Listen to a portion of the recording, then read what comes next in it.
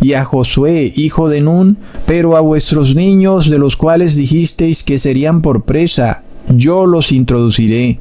Ellos conocerán la tierra que vosotros despreciasteis. En cuanto a vosotros, vuestros cuerpos caerán en este desierto, y vuestros hijos andarán pastoreando en el desierto 40 años, y ellos llevarán vuestras rebeldías hasta que vuestros cuerpos sean consumidos en el desierto. ¿No es impresionante cómo todo se repite, hermanos? Aquí tenemos de nuevo un llamado a que seas parte de los 144,000, así como el pueblo que estaba esclavo en Egipto también tuvo un llamado a salir de Egipto para ser parte del pueblo de Dios en el desierto. Pero muchos lo despreciaron. Es una palabra grotesca, despreciar el llamado de Dios. Sin embargo, es lo que pasa cuando no te quieres arrepentir, pero no como ocurría normalmente en tu vida, porque tú andabas por ahí en pecado y no había nada extraño. Ahora hay un llamado de Dios hacia ti. Tú que has recibido estos videos, que tantas personas no los ven, y por alguna situación tú sí has podido ver estos videos. El llamado de Dios para ser parte de los 144,000 es para ti. Ya tú ves que Cusatón Arismon no es famoso. Es decir, tú puedes salir a la calle y mencionar el nombre de Cusatón Arismon y las personas pondrán cara de que les hablan en chino. Sin embargo, tú has sido llamado a ser parte de este ministerio. Tú sí entiendes de qué se trata todo, ¿verdad, hermanos? Entonces, ¿despreciaremos este llamado? Porque ¿qué le pasó a este pueblo que estaba en el desierto y despreció el llamado? Pues Dios esperó 40 años a que esa generación muriera por completo para que no entraran a la tierra prometida. Entonces vemos que se repite este asunto y vemos que Jesús nos revela que no pasará esta generación hasta que todas estas cosas acontezcan. Es decir, que habrá una generación que no va a entrar en la santa ciudad, se va a quedar aquí en la tierra y morirán, así como el pueblo de Dios que salió de Egipto murió en el desierto. Ahí quedaron tirados sus cadáveres en el desierto. Es horrendo. Entonces sabemos que esta frase que Jesús dice, de cierto os digo, no pasará esta generación hasta que todo esto acontezca, también tiene un doble cumplimiento, ¿verdad, hermanos? Porque la historia se repite. De alguna manera, Dios nos revela que también Jesús viene a hacerle un llamado al pueblo de Jerusalén. Porque vuelve y se repite todo. Las personas en Jerusalén estaban en pecado y bueno, es difícil dejar de pecar hasta que viene un llamado. Primero Juan el Bautista, luego Jesucristo, diciendo, arrepentíos y convertíos porque el reino de Dios se ha acercado. Y ahora hay un llamado, ven a ser parte del pueblo santo de Dios. Ya la cosa no es como siempre había sido, ¿verdad? En donde tú ibas a sentarte a bostezar en esas iglesias o ibas a ver al pastor diciendo que te iban a caer millones de dólares y empezaban a bailar y a cantar al son de las palmas. No, ahora hay un llamado especial. Tú puedes verlo, puedes entenderlo perfectamente. Te están llamando a ti. Tú te das cuenta que no todos tienen acceso a estos videos, a pesar de que los videos están disponibles para todo el mundo, pero por alguna razón todo el mundo no los mira, sino ciertas personas. Y tú dices que no eres especial. Para Dios sí eres especial. Y ahí estás tú, viendo algo que muchos quisieran ver. También nosotros tenemos familiares que quisiéramos que ocuparan tu lugar, ¿verdad? Es algo bastante irónico, porque alguien diría que eso es ser egoísta, porque sabemos que Dios tiene lugar para todo el mundo, pero de alguna manera tú estás ahí, escuchando estos videos y desprecias la enseñanza, y resulta que otros familiares, por alguna razón, no quieren ver los videos, no quieren entrar en contacto con esta información, y a uno a veces le pareciera que si fuera posible que un familiar ocupara tu lugar, porque tú desprecias el llamado y tal vez ese familiar que tenemos tal vez no desprecie el llamado.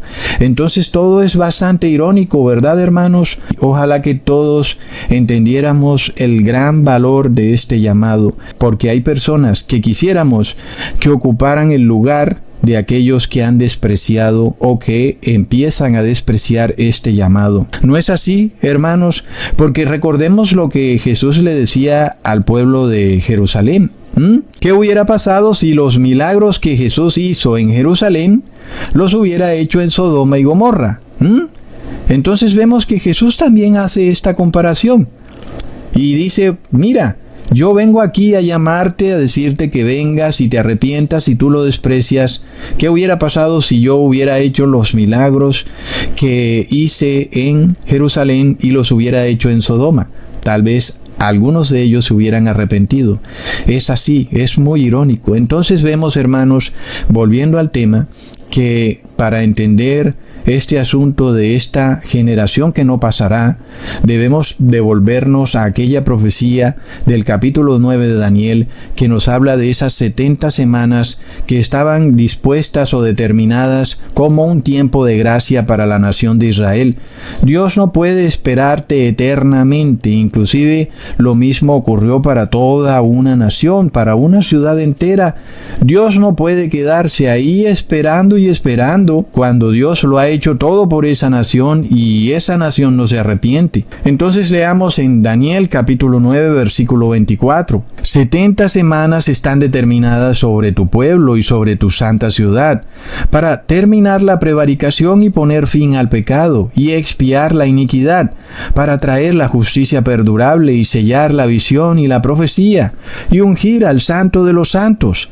Sabe pues y entiende que desde la salida de la orden para restaurar y edificar a Jerusalén hasta el Mesías príncipe habrán 7 semanas y 62 semanas. Se volverá a edificar la plaza y el muro en tiempos angustiosos. Entonces, estas 70 semanas, que son semanas proféticas que simbolizan 490 años, nos representan un tiempo de gracia asignado a Jerusalén para que se arrepienta. Nosotros sabemos que estas 70 semanas o 490 años proféticos inician desde que el rey Artaxerxes da la orden para restaurar y edificar a Jerusalén, lo cual ocurrió en el año 457 a.C. ¿Ok? Leamos en Esdras capítulo 7 versículos 6 al 7.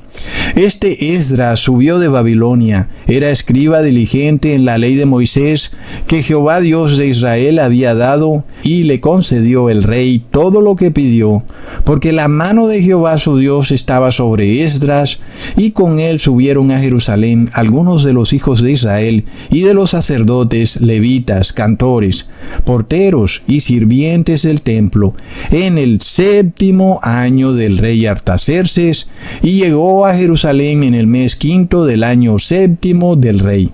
Entonces es desde ahí, desde el año 7 del rey Artaxerxes, que se inicia el conteo de las 70 semanas o 490 años, y ese 7º año del rey Artaxerxes es en el año 457 a.C. Leamos en Esdras capítulo 7 versículos 12 al 13. Artajerjes, rey de reyes, a Esdras, sacerdote y escriba erudito en la ley del Dios del cielo, paz. Por mí es dada orden que todo aquel en mi reino del pueblo de Israel y de sus sacerdotes y levitas que quiera ir contigo a Jerusalén, vaya. En este caso entonces, no olvidemos que el papá del rey Artaxerxes era el rey Jerjes, y este rey Jerjes fue asesinado por un hombre de su propia corte llamado Artabano. Nosotros en Wikipedia encontramos 2 fechas distintas en las que ocurrió el asesinato. Una es el año 464 a.C. y la otra es el año 465 a.C.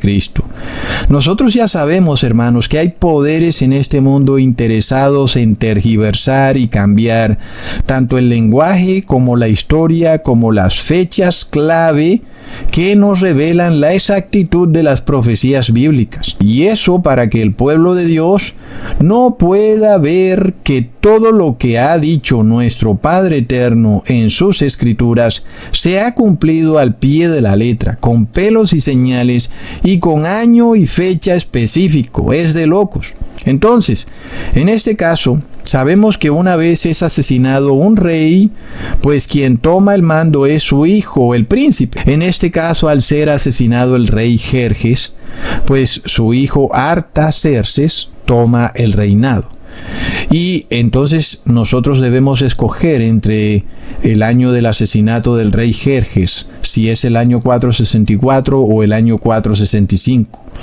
Si nosotros escogemos el año 464 como inicio del reinado del rey Artaxerxes, porque en ese año mataron a su padre, eso nos lleva a que el séptimo año del reinado del rey Artaxerxes sería en el año 457 a.C., que es desde ahí que empieza el conteo de las 70 semanas para restaurar y edificar la santa ciudad.